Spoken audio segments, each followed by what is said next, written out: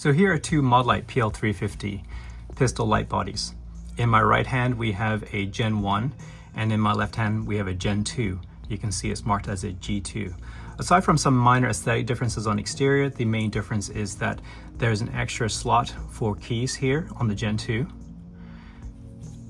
The issues I was having when I was using these lights was the fact that it's constant on, and when you're in on position and you sweep to the off position, the detent wasn't very aggressive on these, and I would frequently slide all the way through to the opposing on position. That got really frustrating. So the solution I came up with on the fly was to take a zip tie, cut it and shape it to the back of the housing to act as a stop. It's just literally shaped to the back of the housing and mounted using the built-in screw that is on the back of the housing. This could be done for left or right-handed users. I deliberately went with a clear zip tie so that if it warped or if I lost it or whatever, I would be able to easily, quickly identify that just by looking at the gun.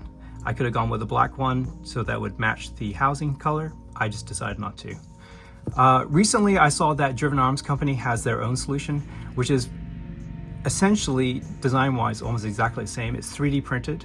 It's much more robust. These zip ties probably will warp over time or flex or whatever. The DrivenArms Company ones are 3D printed and they consume this space much better to act as a much better stop for these lights. So let's give that a look. So the DrivenArms Company OverTravelStops have arrived. They are sold individually. I have two of them because I have two light bodies. They shipped in the same package, but they are sold individually. It comes with the OverTravelStop and an Allen key that is perfectly sized for these particular very small screws. So let's give it a go.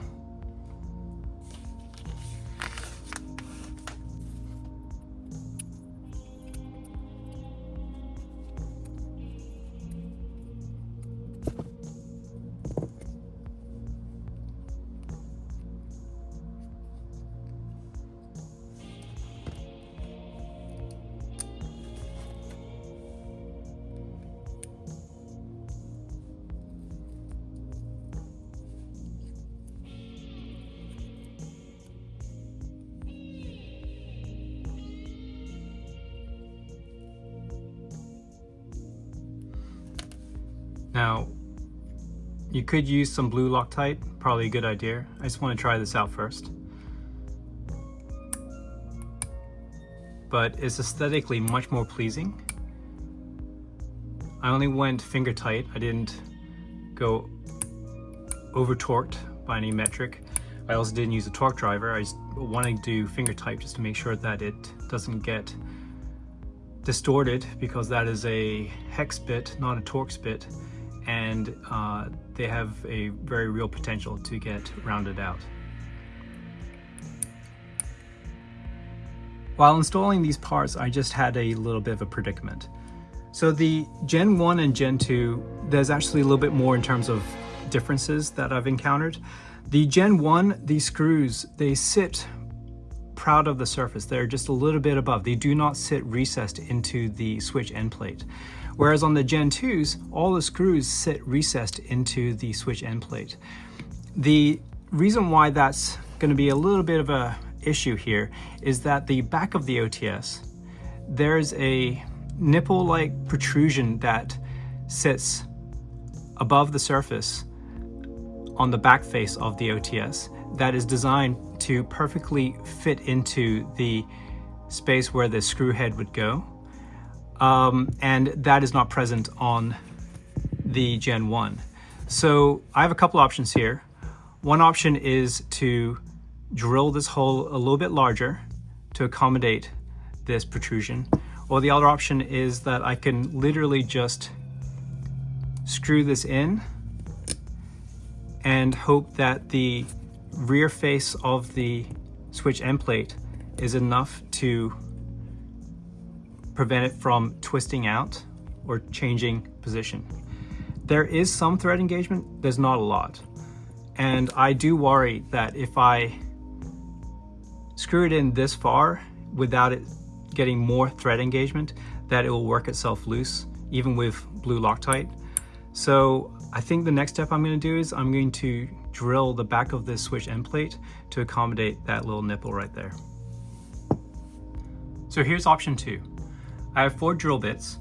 I have a 1/8, a 9/64, a 5/32, and a 11/64. They are marked for depth. Probably shouldn't have to go that far, but I just use the tape to ensure I just don't go too far into the housing. I may not even have to go to this largest bit size. I just have that there just in case, but I'm going to incrementally test probably right around here on the 5/32 size bit to see if it will fit, and if not, I'll just step up to that one. So here we go.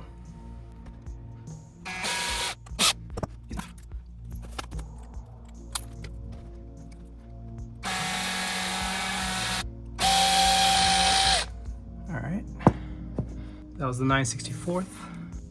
Now we're on the 5/32 size.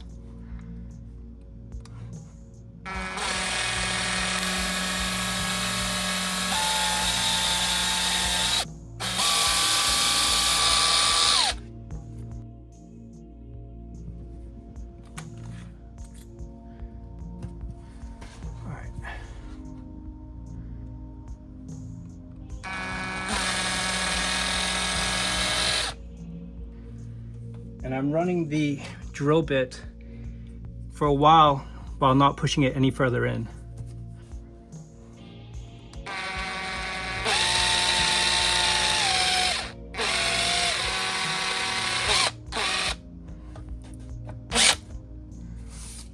All right, let's see how this one is.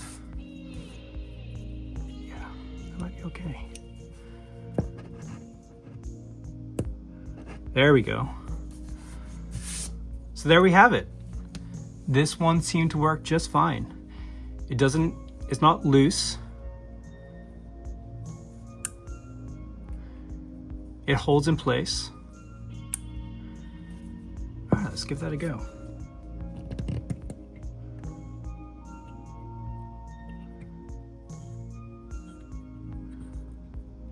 Nice. There's a lot of thread bite there.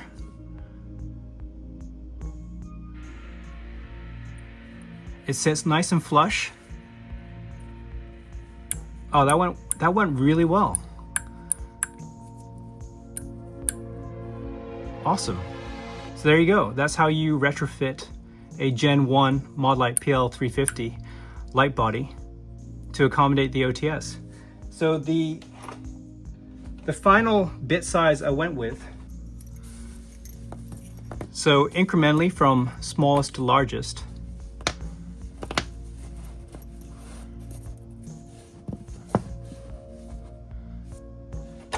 I started with the 1/8, and then I went to a 9/64. Then I went to a 5/32, then a 11/64, and then a 3/16. And that was the one that got the job done. Now, could I have gone straight to the 3/16 of an inch bit?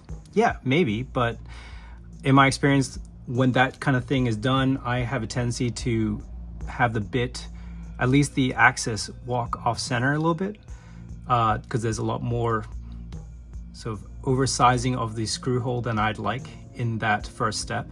So stepping up from smallest to largest worked really, really well. So there we go. We have the Gen 1 and Gen 2 PL350 from Modlite. Both have the Driven Arms Company OTS, OverTravelStops.